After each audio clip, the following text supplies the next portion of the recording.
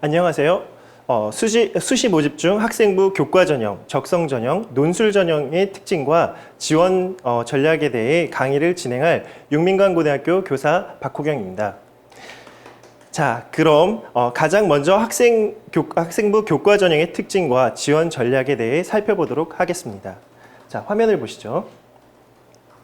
학생부 교과 전형이란 교과 성적을 50% 이상 반영하는 전형으로 내신 성적을 객관적으로 수치화하여 학생들을 선발하는 정량적 평가라고 보시면 되겠습니다. 아무래도 수치로 표현이 가능하고 데이터화가 쉽기 때문에 전형의 변화만 없다면 전년도 데이터와 비교하여 합격 가능성을 예측하기 가장 용이한 장점이 있는 전형이기도 합니다. 학생부 교과 전형의 특징은 다음과 같습니다. 첫째, 대학별 교과 성적 반영 방법이 매우 다양합니다. 반영 과목, 반영 비율, 산출 지표, 이수 단위 반영, 등급 간 점수차 등 대학별로 학생의 내신 성적을 산출하는 기준이 다양하기 때문에 본인의 내신 성적을 가장 유리하게 적용할 수 있는 대학을 찾기 위해서는 대학별 교과 성적 반영 방법 확인이 가장 중요합니다. 다음 특징으로는 수능 최저 학력 기준의 적용 여부입니다. 특정 대학을 지원했을 때 산출된 점수가 아무리 높다 할지라도 수능 최저 학력 기준을 달성하지 못한다면 무의미할 것입니다. 마지막 특징으로는 경쟁률이 낮고 중복 합격자가 많고 2월 인원이 많다는 점입니다. 이 부분은 바로 다음 부분에서 보다 자세히 살펴보도록 하겠습니다. 이 외의 특징으로는 다양성을 들 수 있습니다. 교과 성적 중심으로 선발하기 때문에 어찌 보면 정말 단순해 보이는 전형입니다. 하지만 실제로 학생부 교과 전형의 선발 방법은 매우 다양한 모습을 지니고 있습니다. 교과를 100% 반영하는 방법에서 교과와 서류, 그리고 교과 면접, 교과 적성고사, 최저 학력 기준 적용 여부, 그리고 단계별인지 일관합살인지 정말 많은 세부 유형으로 나뉩니다. 앞서 언급드렸던 적성 전형의 경우도 결국 학생부 교과 전형으로 분류됩니다. 이렇게 단순 명료하면서도 다양한 학생부 교과 전형 특징에 대해 하나씩 자세하게 살펴보도록 하겠습니다. 전년도 전형별 경쟁률 비교를 하겠습니다. 전국 평균 경쟁률을 살펴보시면 교과 전형이 7.3 대 1, 그 다음에 적성 전형이 19.4 대 1, 종합 전형이 8.9 대 1, 논술 전형이 27.7 대 1로 학생부 교과 전형의 경쟁률은 다른 전형에 비해서 비교적 낮은 특징을 살펴보실 수 있습니다. 전형의 경우 실제 학생부 교과 전형에 속하지만 고사를 따로 실시하지 않기 때문에 별도로 분류하였다는 점 참고하시기 바랍니다. 다음은 서울, 인천, 경기 지역을 중심으로 학생부 교과 전형과 학생부 종합 전형, 그리고 논술 전형의 모집 인원 증감을 살펴보도록 하겠습니다. 서울 지역에서 전년도 대비 교과 전형의 모집 인원 수는 463명이 증가하였고, 인천과 경기는 각각 316명, 737명으로 감소하였지만 전년도 대비 올해 학령 인구의 감소 수를 따져보자면 12%가 감소가 되었는데 이 수치는 약 6만 명 정도가 됩니다. 그래서 감소를 감안한다면 모집 인원의 감소는 결코 크지 않다고 판단됩니다. 다음은 전형별 충원율을 비교해 보도록 하겠습니다. 적성 전형의 경우 지금 충원율이 46%, 학생부 종합은 88.8%, 논술 전형은 28.8%입니다. 그 반면에 학생부 교과 전형은 168.7%로 타 전형에 비해 압도적으로 높다라고 보실 수 있겠습니다. 그래서 전국 평균을 살펴보면 최초 합격자가 빠져나가고 그 다음 중간 정도 빠져나가는 한 바퀴 반 이상 도는 충원율을 확인하실 수 있습니다. 다음은 학생부 교과 전형 유형을 대학별로 분류해 보도록 하겠습니다. 먼저 교과 전형 100을 반영하는 해당 대학을 살펴보면 한양대, 광운대, 명지대, 세종대, 강남대가 있습니다. 명지대 같은 경우에는 제가 빨간색으로 표시해 놓았는데요. 이것은 명지대가 교과 전형을 두 개로 나누어서 운영하기 때문이고요. 한양대 같은 경우에는 아시다시피 교과 전형 100으로 굉장히 유명하죠. 예. 그리고 광운대는 교과 90에 출결 10을 반영하여 선발합니다. 다음은 교과 100, 그 다음에 수능 최저가 있는 전형을 살펴보도록 하겠습니다. 해당 대학은 중앙대, 한국외대, 서울시립대, 국민대가 있고요. 여기서 가장 중요한 것은 한국외대에 수능 최저가 생겼다는 점입니다. 일반적으로 수능 최저가 없으면 합격선이 굉장히 올라가는 그런 경향성이 있는데요. 반대로 수능 최저가 생기면 수능 최저를 달성한 학생들을 선발하기 때문에 합격성이 조금 낮아지는 경향이 있습니다. 그렇기 때문에 전년도 자료보다는 최저 기준이 있었던 해의 자료를 참고하여 지원하시면 될 것 같습니다. 그리고 1단계에서 교과로 선발하고 2단계에서 면접으로 선발하는 대학은 명지대, 성결대, 수원대, 안양대, 연세대, 미래캠퍼스가 있습니다. 제가 아까 말씀드렸듯이 명지대 같은 경우에는 지금 살펴보시면은 빨간색으로 제가 표시해 놨죠. 이 이유는 명지대 같은 경우에는 제가 앞서 말씀드린 대로 교과 전형을 두 가지로 운영하기 때문인데요. 먼저 앞서 설명드렸던 것처럼 교과 100으로 선발하는 교과 전형과 그리고 여기서 보면은 2단계의 면접을 30% 반영하는 학생부 교과 면접 전형이 따로 있습니다. 예. 그리고 마지막으로 학교장 추천 전형에 대해서 살펴보도록 하겠습니다. 고려대 같은 경우에 원래 많은 사람들이 충분히 알고 있고 그 다음에 이화여대, 중앙대, 인하대 이렇게 구성이 되어 있는데 지금 보면은 중앙대도 명지대와 마찬가지로 빨간색으로 표시가 되어 있는데요. 그 이유는 중앙대 같은 경우에 지금 보시면은 교과 100과 수능 최저를 반영하는 교과 전형과 그리고 여기서는 학교장 추천 전형이죠. 그래서 실제로 평가되는 평가에 반영되는 부분은 학생부 교과와 그 다음에 성적이 있습니다. 서류가 있습니다.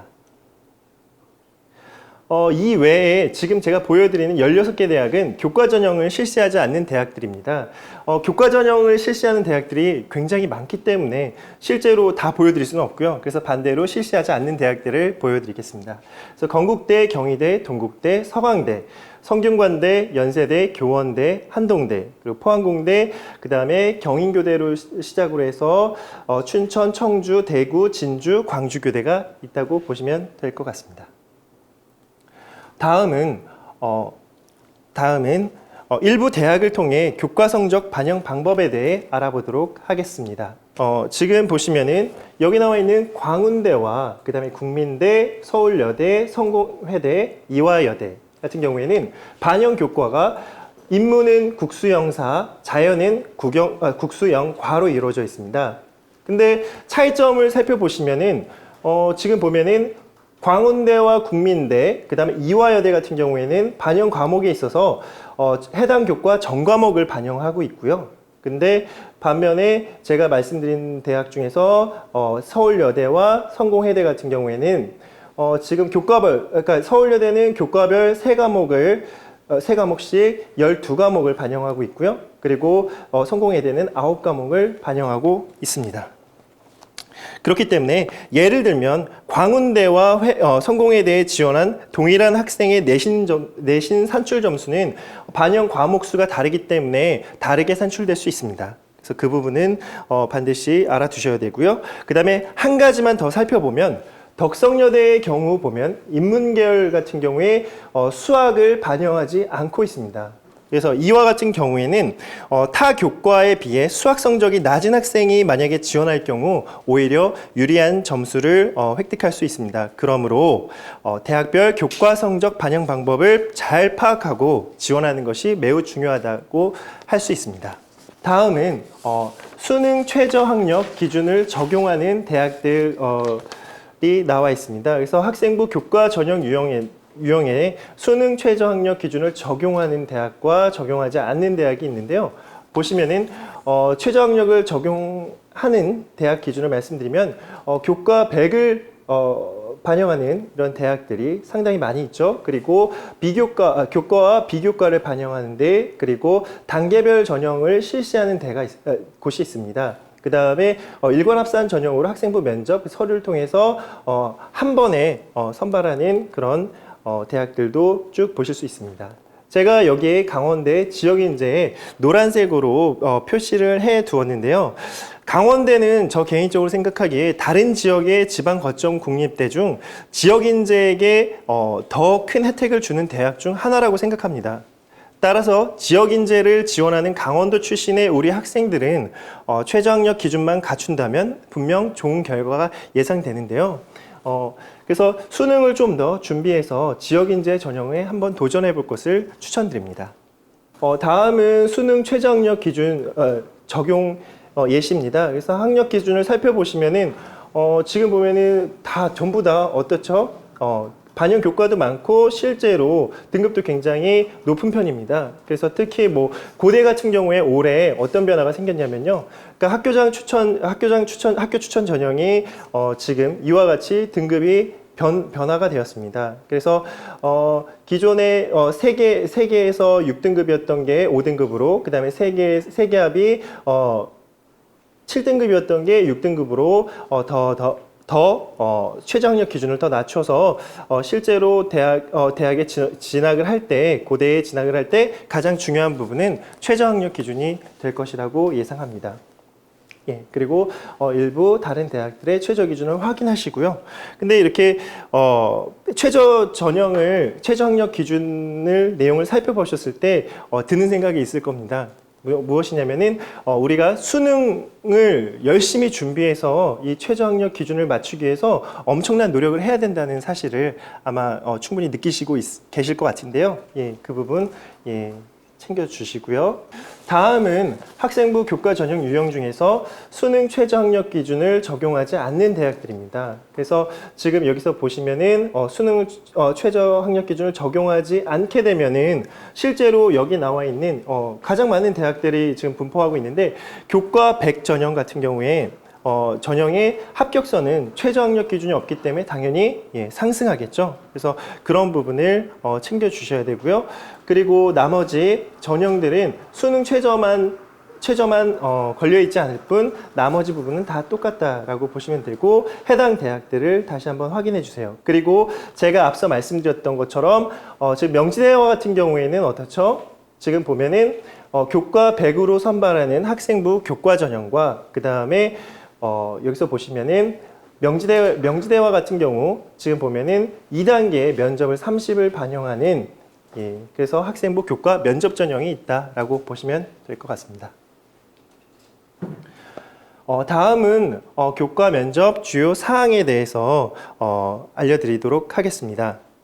각 대학별로 면접 방법과 평가 방법이 모집 요강에 상세히 잘 나타나 있는데요. 반드시 홈페이지 및 모집 요강을 참조하셔서 가장 기본이 되는 면접 내용이나 평가 방법을 숙지하시기 바랍니다. 면접 기출 문제의 경우 대학별 홈페이지에 선행학습 영향평가 보고서를 찾아보시면 전년도뿐만 아니라 지금까지의 면접 기출 문제를 확인하실 수 있습니다.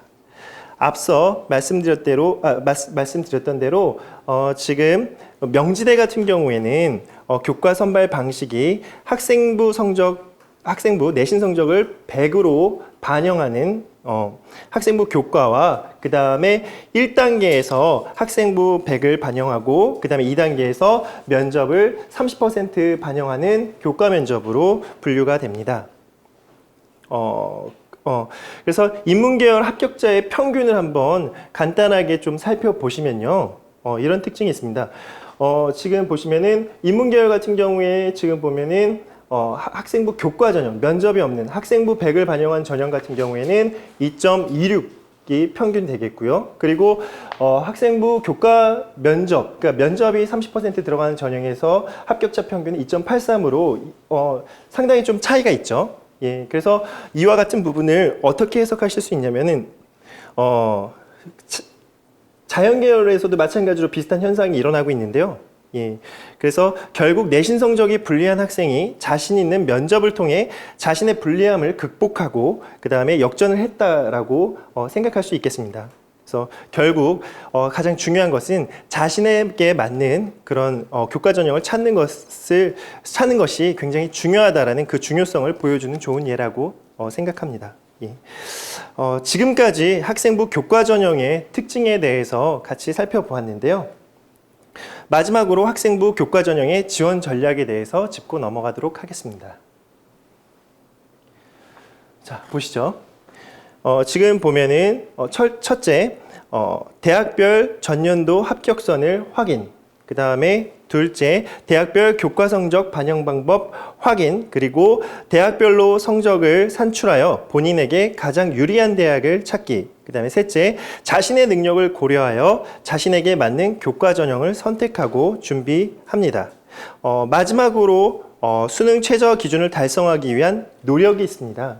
근데 이걸 설명드리기 전에 앞서서 제가 잠깐 넘어갔는데요. 자신에게 맞는 교과 전형을 선택하고 준비해야 된다는 이유는 뭐냐면은 개인적으로 면접이 좀 강한 학생들이 있고 그리고 서류 전형이 좀 교과 전형에 지원하지만 서류 전형이 좀 괜찮은 학생들도 있을 수 있습니다. 그리고 적성고사가 좀 본인에게 좀 잘 맞는 경우도 있거든요. 그래서 이런 부분들을 본인의 강점이 될 수 있는 부분들을 활용한다면 본인의 내신 성적이 다른 학생들에 비해서 만약에 좀 부족할지라도 결국에는 이 부분에서 어떻게 보면 역전을 할 수 있는 그런 기회가 될 수도 있겠죠. 그래서 이 부분은 반드시 생각해 두시고요. 그리고 마지막으로 지금 빨간색으로 표시가 되어 있죠. 가장 중요한 부분입니다. 실제로. 그래서 다 아시겠지만 수능 최저 기준을 달성하기 위한 노력이 학생부 교과 전형에서는 가장 중요한 부분이라고 개인적으로 생각합니다. 예. 수능 최저 기준이 있는 교과 전형의 경우 수능 최저를 달성한 학생들만 선발하기 때문에 합격선이 낮아지고 충원 합격의 기회가 더 많습니다. 그래서 가급적이면 최저 기준 달성을 위한 노력을 통해 보다 더 좋은 결실을 맺으시길 바랍니다. 이상 학생부 교과 전형의 특징 및 지원 전략에 대해서 살펴보았는데요. 다음은 학생부 교과 전형 중 적성 전형에 대해 보다 자세히 살펴보는 시간을 갖도록 하겠습니다. 적성 전형은 교과 전형의 한 부분입니다. 그래서 일반적으로 학생부 교과 전형과 그 다음에 적성고사 시험 성적을 합산하는 일괄 합산 방식으로 출결, 봉사 등의 비교과 영역은 반영하지 않는데요. 주요 특징을 살펴보도록 하겠습니다. 첫째, 내신 성적이 60% 정도 반영이 되고 그 다음에 적성고사 성적이 40% 정도 반영이 됩니다.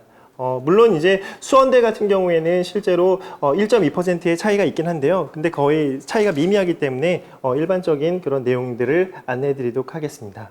예. 그리고 둘째, 수능과 시험 범위 및 유형이 유사하고 난이도는 일반적으로 수능에 비해 쉬운 편입니다. 그러나 난이도와 그 유형이 대학마다 조금씩 다르기 때문에 적성고사를 학교에 맞춰 따로 준비해야 할 필요가 있습니다. 그러므로 본인이 응시하길 원하는 대학의 기출문제를 반드시 풀어보고 그에 맞춰 준비해야 합니다. 셋째, 적성 전형의 과목은 일반적으로 국수형을 포함합니다. 고려대 세종 인문계열의 경우 유일하게 수학을 제외시켰다는 점 알아두시고요. 예. 그리고 넷째, 가장 많이 선발하는 대학은 살펴보시면은 1031명의 가천대가 되겠고요. 그리고 올해 한국산업기술대의 경우에는 100명 정도가 인원이 감소됐다라고 보시면 될 것 같습니다. 그리고 마지막 부분 살펴보시면요. 홍익대 세종 같은 경우에는 올해 적성고사가 폐지되었습니다. 그리고 예정대로라면 2022학년도부터는 적성고사가 전면 폐지가 예정되어 있습니다. 예, 그렇게 보시면 될 것 같습니다. 그리고 다음으로 적성 전형을 실시하는 대학들에 대해서 살펴보도록 하겠습니다. 2020학년도에 살펴보시면은 총 12개 교회에 4,790명을 선발한 데 비해 2021학년도에는 11개 교, 아까 홍익대 세종이 적성 전형을 폐지시켰다고 말씀드렸죠. 그래서 11개 교회 4,485명이 되게 됐고요. 그리고 지역별로 살펴보시면은 서울은 삼육대, 서경대, 한성대 이렇게 3개 교가 있고요. 경기도 쪽은 가천대, 성결대, 수원대, 을지대, 성남, 평택대, 간호, 한신대, 그 다음에 한국산업기술대 등 7개 교가 지금 현재 적성고사를 실시하고 있습니다. 그리고 마지막으로 대전, 세종 지역에는 고려대, 세종과 그 다음에 을지대, 대전이 있다라고 보시면 되겠습니다. 그리고 여기서 중요한 사항은 적성 전형을 실시하는 대학 중에서 실제로 대학 수학력 시험 수능 최저 학력 기준을 충족을 요구하는 대학들이 있습니다. 그래서 보면 여기 나와 있는 것과 마찬가지로 고려대, 세종과 그 다음에 평택대, 간호는 수능 최저 학력 기준이 적용된다라는 거 명심해 두셔야 될 것 같습니다. 다음은 모집 인원의 자세한 변화를 좀 더 살펴보도록 하겠습니다. 가천대학교 보시면은 모집 인원이 지금 1,015명이죠. 그래서 1,015명, 그 다음에 농어촌 밑에 보시면은 59명 나와 있는데요. 그래서 농어촌 59명으로 2021학년도 적성 전형으로 가장 많은 인원을 모집하고요. 그리고 반면에 을지대 같은 경우에는 과거 적성고사에 포함되었던 을지대 같은 경우에 지금 보면은 교과서 적성 우수자 쪽으로 다 편입이 돼서요. 그러니까 실제로 원래 있었던 특성화 고교 졸업자와 사회 기업 및 배려 대상자 모집을 폐지하고 실제로 2021학년도에는 적성고사에서 교과 적성 우수자만을 선발한다고 보시면 되겠습니다. 예, 그리고 이 표에서 지금 홍익대, 세종이 빠져있는 부분을 다시 한번 확인하실 수 있겠죠. 예, 그래서 이 부분 다시 한번 확인해 주시고요. 지금 보면은 사실 우리 강원도의 경우에는 농어촌 대상 학생이 많이 있습니다. 그래서 적성 전형 중에서도 만약 농어촌에 된다면 만약에 본인이 농어촌에 해당된다면 59명을 선발하는 가천대와 그 다음에 50명을 선발하는 서경대 그리고 55명을 선발하는 한국산업기술대의 농어촌 지원 여부를 고민하시는 것도 중요하다고 생각합니다. 다음으로 넘어가겠습니다. 다음은 대학별 적성 전형의 출제 범위, 그 다음에 배점, 유형을 한번 살펴보도록 하겠습니다. 지금 보시면은 가천대와 을지대, 그 다음에 한국산업기술대 같은 경우에는 지금 반영 과목이 국수형, 전부 다 국수형을 반영하고 있죠. 예, 그리고 삼육대, 그 다음에 서경대, 성결대 같은 경우에는 국어와 수학만을 반영하고 있습니다. 그리고 이런 특징을 살펴보실 수가 있겠고요. 그리고 문제 유형을 살펴보시면은 가천대 같은 경우에는 EBS 연계율이 80% 정도 되고 실제 문제는 제가 앞서 말씀드린 바와 마찬가지로 수능형으로 출제가 되는데 한국산업기술대 같은 경우에는 지금 보시면은 사지선다형으로 나오죠. 그래서 이러한 특이점이 있다라는 부분 알아두시고 그 다음에 교과형으로 나오는데 실제로 여기 나와 있는 유형에는 큰 차이가 없습니다. 일반적으로 거의 수능과 출제 범위도 비슷하고 유사한 그런 수준으로 보시면 될 것 같습니다. 마찬가지로 수원대와 한신대 같은 경우에는 국어와 그 다음에 수학을 앞서 보셨던 대학들과 마찬가지로 반영을 하고 있고요. 예, 그리고 마지막으로 고려대 세종 같은 경우 제가 앞서 말씀을 드렸었는데요. 중요한 건 뭐냐면은 고려대 세종 유일하게 11개 대학 중에서 고려대 세종만이 세종의 인문계열만이 지금 보시면은 수학이 반영이 안 돼 있죠. 그래서 유일하게 수학이 반영되지 않은 대학이라고 보시면 수학이 그 적성 전형의 출제 범위에 해당되지 않는 그런 대학이라고 보시면 될 것 같습니다. 그리고 마찬가지로 오지선다 수능형이죠. 그래서 결국에는 크게 문제 유형은 크게 차이는 없습니다. 근데 하지만 이때 중요한 부분은 제가 앞서 말씀드렸던 것처럼 고려대 세종은 아까 그 평택대 간호와 마찬가지로 수능 최저 기준이 적용된다고 말씀을 드렸었죠. 예, 그래서 이 부분 이제 다시 한번 참고하셨으면 좋겠습니다. 예, 그러면은 이렇게 출제 범위, 배점, 유형 등을 같이 한번 살펴보았고요. 다음은 이제 여러분들이 가장 궁금해하실 부분 중에 하나인데요. 예, 바로 내신 1등급을 극복할 수 있는 문항수에 대해서 일부 대학들을 예를 들어서 간략히 알아보도록 하겠습니다. 일반적으로 내신 성적이 1, 2등급 학생들은 교과 전형 100에 지원하는 경우가 많기 때문에 적성 전형의 경우 보통 교과 등급이 3에서 6등급 학생들이 많이 지원하는 전형이라고 보실 수 있겠는데요. 예를 들어서 지금 보시면 가천대의 경우 지금 3, 4등급에 해당되는 부분을 한번 살펴보겠습니다. 그래서 4등급을 받은 학생과 3등급을 받은 학생이 실제로 지원했을 때 기본적으로 차이가 나는 것은 3점 정도가 차이가 납니다. 근데 가천대 문항의 배점이 3점에서 4점인 것을 고려했을 때 실제 이 점수 차이를 극복할 수 있는 문항은 한 문항이 되겠고요. 그리고 나머지도 마찬가지입니다. 그래서 4, 5등급 사이에도 한 문항, 3점으로 한 문항이고 5, 6등급의 점수 차이에도 결국에는 한 문항으로 3점 한 문항으로 동등하다라는 걸 보실 수 있겠고요. 그래서 결국에는 한 문제를 맞추면은 동일한 출발점으로 맞출 수 있다라는 그런 부분 알아보실 수 있겠습니다. 그리고 이 표에서 살펴보시면은 지금 보면 성결대 같은 경우에는 실제 3, 4등급의 점수차가 7점인데 실제 배점 같은 경우에 8점이에요. 그러면 계산해 보면 극복 문항수는 0.9문항으로 한 문항이 채 안 됩니다. 그래서 만약에 4등급의 학생이 3등급의 학생보다 한 문제를 만약에 더 맞게 될 경우에는 이때는 당연히 점수를 역전할 수 있겠죠.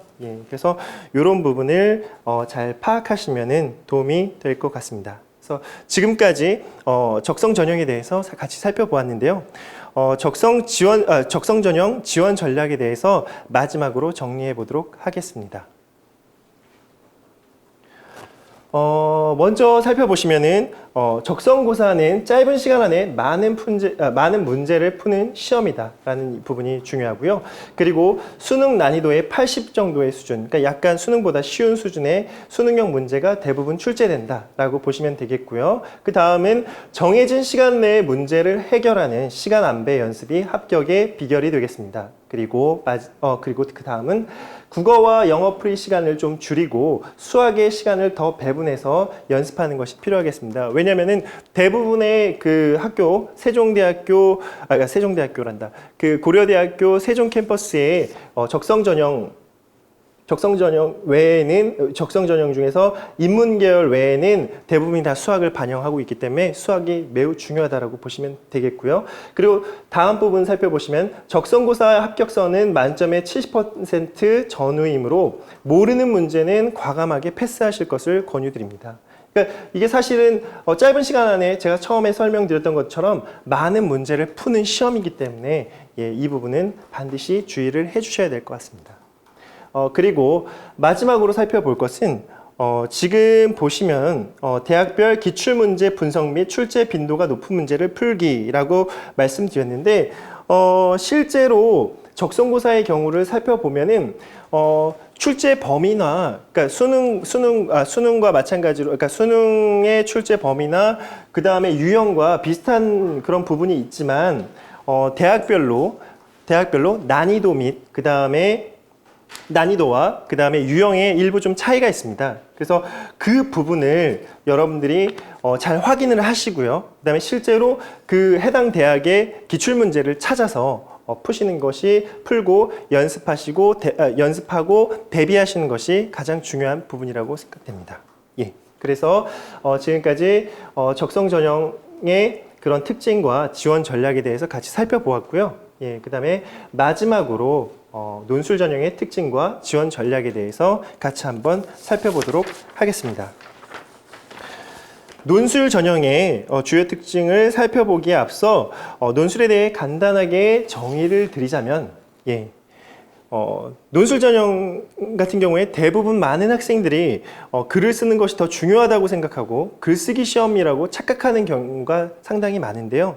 근데 실제로 논술 시험은 단순한 글쓰기 시험이 아닙니다. 주어진 제시문을 이해하고 파악하는 것이 더 중요한 시험이라고 할 수 있겠습니다.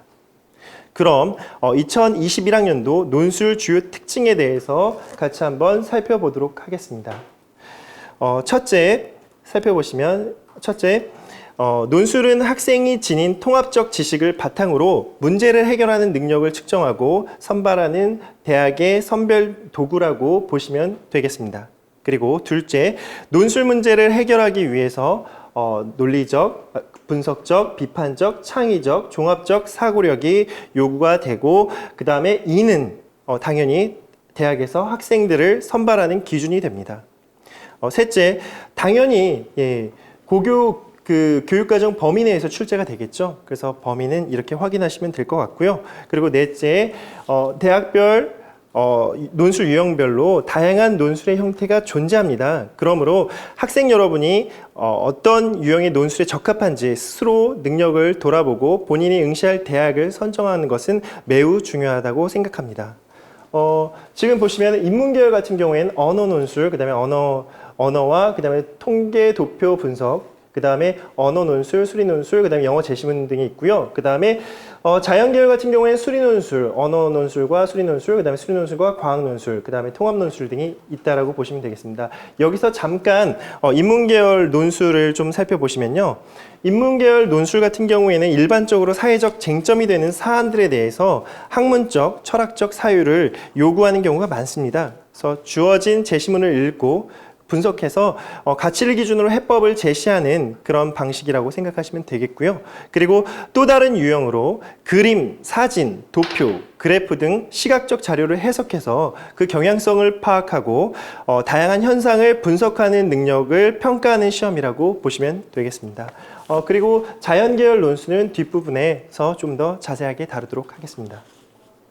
그리고 다섯 번째 특징을 살펴보면은 모집 인원의 감소와 그 다음에 최저 학력 기준의 완화 추세, 그리고 수능 최저 학력 기준 충족 여부를 고려하라는 그런 부분이 있습니다. 그래서 이것은 무엇이냐 내용을 살펴보시면 일단은 먼저 간단하게 말씀드리자면은 지금 보면은 모집 인원 감소부터 말씀드리겠습니다. 모집 인원 감소는 올해 894명이 감소가 되었거든요. 근데 이게 굉장히 많은 숫자처럼 느껴지실 수도 있겠지만 실제로는 아닐 수도 있습니다. 왜냐하면 예를 들어서 한 대학에 보통 4, 50개의 학과, 즉 모집 단위가 존재를 하는데요.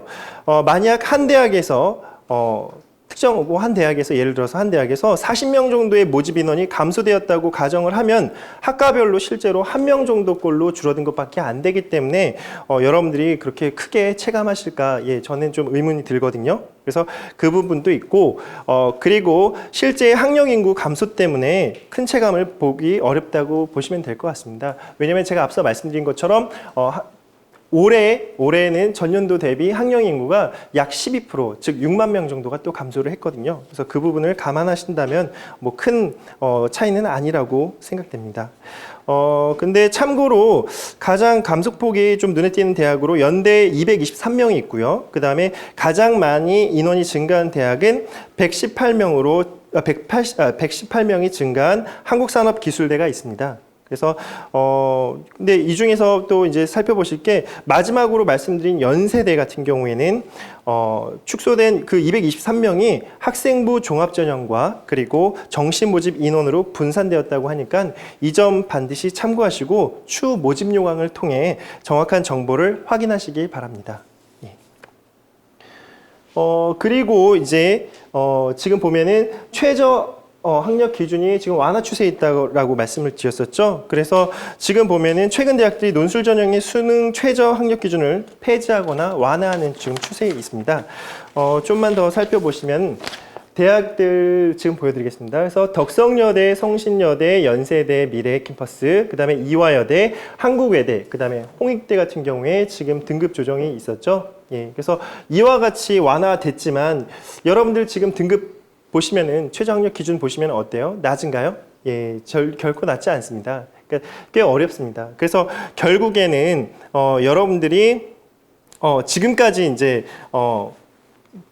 지금까지 이제 데이터를 살펴보면은 꽤 많은 수의 학생들이 수능 최저를 달성하지 못하여 합격이 어려웠었거든요. 그래서 많이 그런 탈락의 고배를 마셨었는데 실제로 지금 보면은 최저 기준 여기 보시면 여전히 어렵잖아요. 그래서 결국에는 수능 최저 기준 충족 여부가 가장 중요한 그런 과제로 남는다는 것을 살펴보실 수 있을 것 같습니다. 그러면은 이제 2021학년도 논술 실시 현황에 대해서 먼저 같이 한번 살펴보도록 하겠습니다. 지금 보시면은 지역별 모집 인원과 대학이 나와 있습니다. 그래서 이렇게 쭉 내용을 살펴보시면 될 것 같고요.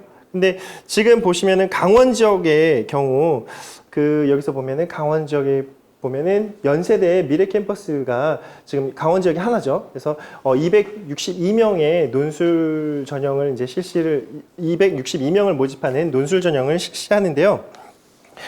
그때 중요한 것은 강원 지역의 경우 보면은 이제 꽤 많은 수를 선발하는 거죠. 근데 하지만 이때 주의하실 점은 연세대 미래 캠퍼스의 경우 대학 수학능력 시험 을 반영하는 즉 수능 최저학력 기준을 반영하고 있다는 사실을 반드시 명심하시고 지원하시길 부탁드립니다. 그리고 다음은 전형 요소에 따른 그런 구분을 좀 해보겠습니다. 그래서 지금 보면은 논술을 100%를 반영하는 건국대, 연세대 미래, 연세대 서울 이렇게 확인하실 수 있고요. 그 다음에 학생부를 10% 반영하는 홍익대, 그 다음에 학생부를 20% 반영하는 덕성여대, 서강대, 아주대, 한양대 서울, 한국산업기술대가 있겠고요. 그리고 논술 전형을 70 반영하고 학생부를 30% 반영하는 이렇게 많은 대학들이 있습니다. 그 내용 쭉 살펴보시면 될 것 같고요. 그리고 40%, 최대 40% 정도를 반영하는 대학도 있습니다. 그래서 물론 학생부 점수가 여기서 보면 교과 성적이 크게 반영되는 것은 아니지만 그래도 나름대로 유의미한 차이가 있기 때문에 실제 본인의 내신 성적을 잘 고려해서 예를 들어서 만약에 본인의 내신 성적이 부족한데 지원하는 학생들 풀 안에서 본인이 좀 부족한 편인데 학생부 40이 포함되는 논술 전형을 지원한다는 것은 좀 약간 위험할 수도 있겠죠. 그래서 그런 부분을 좀 잘 살펴보시고 지원하면 되겠습니다. 그리고 다음은 수능 최저학력 기준 적용 여부입니다. 그래서 대학들 이렇게 살펴보시면 적용대학과 미적용대학이 있죠. 그래서 실제로 사이즈를 보시면은 적용하는 대학들 이렇게 보실 수 있겠고요. 그래서 지금 본인이 만약에 수능 최저를 맞추기가 어려운 상황이라면 근데 대신 논술에 좀 자신 있는 그런 학생들의 경우에는 미적용 대학 같은 경우에 한번 지원해 보실 수도 있는데요. 근데 일반적으로 완화하고 그다음 폐지하는 추세로 이제 전형 설계가 돌아서고 있기 때문에 근데 이제 아직까지는 확실하게 말씀드릴 수 없고 지금 현재로서 지금 적용대학 같은 경우 내용 살펴보시고 그 다음에 해당 대학에 지원하실 경우에는 수능 최저학력 기준을 맞추실 수 있도록 달성하실 수 있도록 최대한 수능 공부를 하는 것이 중요할 것 같습니다. 다음은 논술 전형의 수능 최저학력 기준을 좀 더 자세하게 나눠 놓았는데요. 여기서 보시면은 이화여대 스크랜튼 같은 경우에는 세계합이 5입니다. 그럼 굉장히 높죠. 그래서 이 부분 잘 주목하셔서 보셔야 될 것 같고, 그래서 대부분의 전형들이 다 보면은 실제로 최저 기준이 굉장히 높습니다. 그리고 지금 여기서 보면은 영어 같은 경우에도 이렇게 반영하고 있죠. 그래서 이 부분을 살펴보시면 될 것 같고요. 그 다음에 또 이어서 살펴보면은 지금 보면 의예과 같은 경우에 어떻죠? 영역수 4개인데 등급 조건이 합 5로 구성되어 있습니다. 그래서 그 부분도 자세하게 살펴보시면 될 것 같고 노란색으로 음영 처리된 부분은 영어2도 반영하는 그런 대학이라고 보시면 될 것 같습니다. 자, 다음은 논술 출제 유형에 대해서 같이 한번 보시겠는데요. 인문계열 논술 유형은 크게 문학제재 활용을 하는 이런 인문 논술과 그 다음에 수리, 논리와 그다음 도표, 그래프 활용하는 논술, 그리고 영어 제시문 활용하는 논술, 크게 이렇게 나눠보실 수가 있겠고요. 그리고 문학제재를 포함하는 그 대학 중에서 특히 이제 경희대, 여기서 보면 제가 표시해놨죠. 경희대, 한양대, 그 다음에 숭실대 먼저 살펴보겠습니다. 그래서 이와 같은 경우 인문계와 사회과학계를 나눠서 논술의 유형이 달라진다는 특징이 있고요. 그리고 수리 논리와 그 다음에 도표, 그래프, 활용 논술에서도 마찬가지로 여기서도 마찬가지로 좀 새로운 그런 특징이 있는 대학들이 있는데요. 근데 보시면은 표에서 보시면은 도표 그래프가 없는 아예 인문계열이죠. 분명히 인문계열임에도 불구하고 수학 문제가 출제되는 그런 수리 논술로 이루어진 경우가 있는데, 대표적인 경우가 건국대, 여기서 살펴보시면은 건국대 인문사회 2 요 전형, 그러니까 지금 여기 가운데 있는 부분을 설명드리고 있습니다. 그리고 한양대 상경계열을 살펴보실 수 있겠습니다.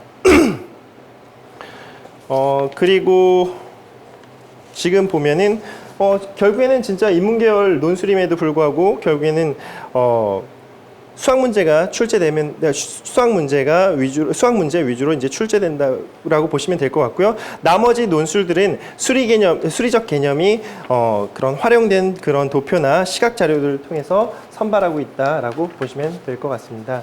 그리고 마지막 부분에 영어 제시문이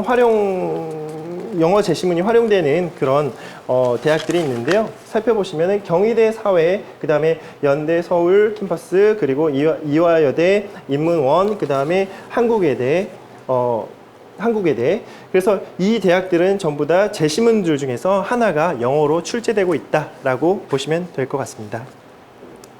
다음으로 인문 논술 논제 유형을 좀 살펴보겠습니다. 그래서 여기서 보면은 측정 분야 이렇게 나눠져 있죠. 그래서 보면은 이해 분석적 사고를 요구하는 분야, 그 다음에 논리적, 그 다음에 비판적, 창의적, 통합적 사고를 요구하고 있는데요. 그래서 대학별로 그런 문제 유형을 좀 살펴보시면은 요약하거나 비교 대조, 그 다음에 설명, 분석, 해석하는 그런 분야와 그 다음에 논리, 그 다음에 옹호 논박, 그 다음에 비판, 논평 평가, 그 다음에 논술 해결책을 제시하는 그런 부분이 있습니다. 그리고 마지막으로 통합적 사고 부분에서는 수리 논술과 그 다음에 통합 교과적 사고를 측정하는 그런 문제가 있다고 보시면 됩니다. 근데 표를 지금 실제로 지금 이러한 논제들, 그러니까 즉 결국에는 이게 사실은 문제 유형이거든요. 그래서 이런 문제 유형을 논제 자체를 이렇게 활용하는 대학의 대부분의 대학들은 모두 대학별 출제 유형이 존재한다고 보시면 됩니다. 그리고 본인이 희망하는 대학이 있다면 반드시 기출문제 분석을 통해서 논제나 유형이 자신에게 맞는지 특징을 파악하고 대학에 맞게 대비하는 것이 중요하다고 생각합니다. 예. 그래서 반드시 본인이 맞는 유형을 찾아서 준비를 하시면은 보다 더 좋은 그런 성과를 거두실 수 있겠죠. 예. 다음은 논술 출제 유형 자연계열을 좀 살펴보도록 하겠습니다. 지금 보시면은 통합 논술, 그러니까 수리 논술, 그 다음에 수리 과학 논술, 그 다음에 의학 논술, 그 다음에 통합 논술 같은 경우에는 그러니까 최근에 이제 생긴 건데 문이과 이제 통합 논술도 이제 좀 더 계속 이제 생겨나는 그런 추세라고 보시면 되겠고요. 그 다음에 조금 더 내용을 살펴보시면은 지금 여기서 보면은 표를 보시면 아시겠지만 자연계열 논술은 전년도부터 과학을 제외하고 수학만 보는 그런 동국대, 숭실대 등을 포함하여 그러니까 수학만을 보는 논술들이 가장 많습니다. 그래서 수리 과학 논술의 경우 자신 있는 그런 과목을 선택할 수 있기 때문에 과학에 대한 실제 부담, 과학 선택이 있기 때문에 과학에 대한 그런 부담감은 없지만 실제 과학보다는 수학에서 사실상 변별력이 있다라고 보시면 될 것 같아요. 그래서 과학 선택 같은 경우에 실제로 오히려 수리 논술, 그러니까 수학 부분에서 보다 변별력이 좀 작용한다라고 생각하시면 될 것 같고요. 그래서 꼭 기출문제를 좀 풀어보시면서 확인을 해보셨으면 좋겠고요. 울산대 의예와 같은 경우에는 여기 살펴보시면은 일부 그런 의료 윤리 부분들도 포함되고 있으니까 이 부분 확인도 부탁드립니다. 그리고 한양대 의대의 경우 여기서 살펴보시면 의대의 경우 제가 아까 말씀드렸던 그런 인문 논술이 일부 포함이 됩니다. 그래서 통합 논술 유형이라고 말씀드렸었죠. 예, 그래서 그렇게 구분하시면 될 것 같습니다. 그러면 앞선 그 부분에서 지금 과학 선택 부분 말씀드렸었죠. 그래서 이 과학 과목을 선택할 수 있는 그런 출제 범위에 따라서 또 대학이 또 나눠지는데요. 실제로 보면은, 물리화학, 생명과학, 지구과학 중 택 1을 하는 연세대학교 같은 경우, 연세대 서울, 그래서 4과목을 다 반영을 하고 있죠. 예, 그래서 이런 특징을 살펴보실 수 있고, 그 다음에 물리화학, 생명과학 중 택 1, 그 다음에 물리화학 중 택 1, 그 다음에 생명과학, 그리고 살펴보시면은 과학 2과목을 반영하는 대학들이 있습니다. 그래서 경희대, 자연의학, 그 다음에 연세대, 서울, 중앙대 이렇게 살펴보실 수 있겠습니다.